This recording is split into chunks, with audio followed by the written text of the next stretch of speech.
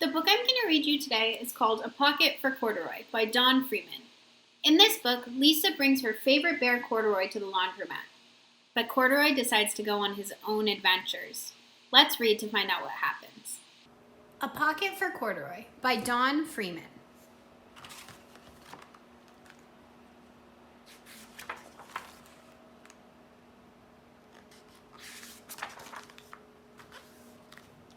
Late one summer afternoon, Lisa and her mother took their laundry to the laundromat.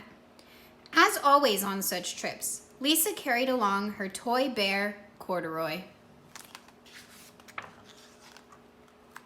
The laundromat was a very busy place at this hour. "Now, Corduroy, you sit right here and wait for me," Lisa said. "I'm going to help with our wash."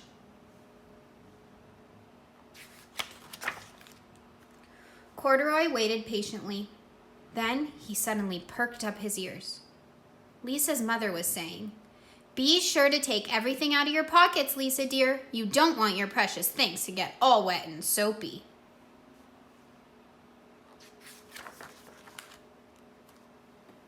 "Pockets?"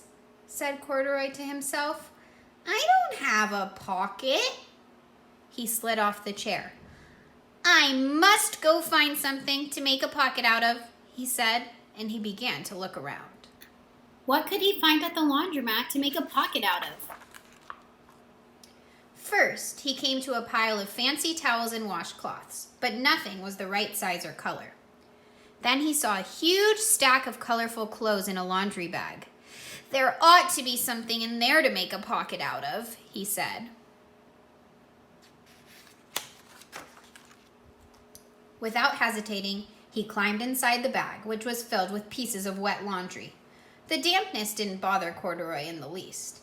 "This must be a cave," he said, sighing happily. "I've always wanted to live in a dark, cool cave."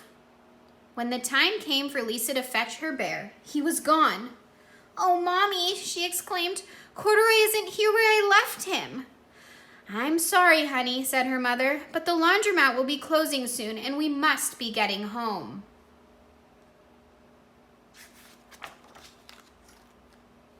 Lisa was reluctant to leave without Corduroy, but her mother insisted. "You can come back tomorrow," she said. "I'm sure he will still be here." As they left, a young man wearing an artist's beret was taking his wet laundry out of a bag. The very bag Corduroy had discovered. Before he knew it, Corduroy was being tossed together with all the sheets, shirts, shorts, and slacks. That's a lot of words that start with SH. Let's say it together. Sheets, shirts, shorts. Inside the dryer. But just as the artist was shutting the glass door, Corduroy tumbled out onto the floor. "How in thunder did this bear ever get mixed up with all my things?" the artist wondered. Poor Corduroy was damp all over. "The least I could do for him is give his overalls a good drying," said the man thoughtfully. He unbuttoned Corduroy's shoulder straps and put his overalls in the dryer. Corduroy grew dizzy as he watched the clothes spinning around, but the artist became inspired. "This would make a wonderful painting," he said as he took a sketch pad out of his pocket and began drawing the swirling colors. "I can hardly wait to get back to my studio." Finally, the dryer stopped whirling, and the man gathered up the clothes. Then he helped Corduroy put on his warm, dry overalls. All at once, the manager of the laundromat called, "Closing time! Everybody out!" Corduroy was gently placed on top of a washing machine. "I wonder who that bear belongs to," said the artist as he was leaving. "Seems to me he should have his name someplace. He's too fine a fellow to be lost." As soon as the lights were turned off, Corduroy began his search again. He was surprised to see something white glowing in the dark. "Maybe it's snow," he said excitedly. "I've always wanted to play in the snow." "Is that really snow?" He accidentally tipped over the open-lidded box, and suddenly he was covered with soft, slippery soap flakes. Gradually, Corduroy began to slip and slide. "Oh, what fun," he said with a smile. "I've always wanted to ski down a steep mountainside."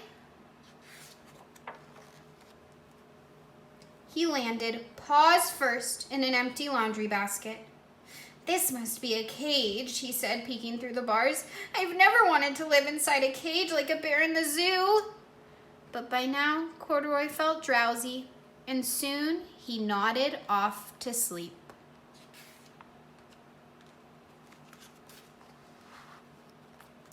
Next morning, when the manager came to open the door of the laundromat, there was Lisa waiting. "I left something here yesterday," she explained. "May I look around?" "Certainly," said the manager. "My customers are always leaving things." Lisa was searching under the chairs and in the back of the washing machines when she heard the manager call her. "Is this what you're looking for, señorita?" Yes, he's my best friend," shouted Lisa as she came running. She reached in and picked Corduroy out of the basket. "So this is where you've been, you little rascal," she said. "It's time I took you home." Lisa thanked the manager and ran out the door and down the street, holding Corduroy tightly in her arms. "I thought I told you to wait for me," she said. "Why did you wander away?" "I went looking for a pocket," Corduroy said. "Oh, Corduroy, why didn't you tell me you wanted a pocket?" asked Lisa, giving him an affectionate squeeze.